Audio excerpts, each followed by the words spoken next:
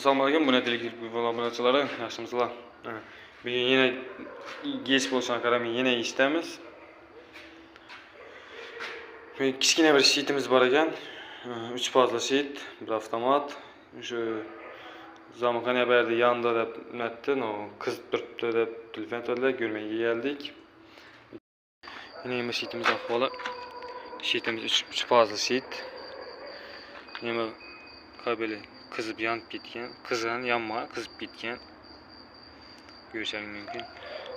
Avtomatımız 3 faz avtomat ko'cha tarafda yotibdi. Mana bu eğri bir. Endi buni olib tashlab, vilk qo'yib akkuratni etib beramiz. Endi buni sheetimiz ichiga joylab beramiz.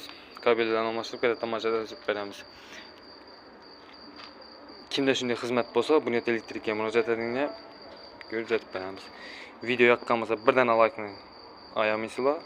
Ili video rivojlanishi uchun mana podpis bo'lishini yoddan chiqarmanglar. Bu sizlarga iltimos.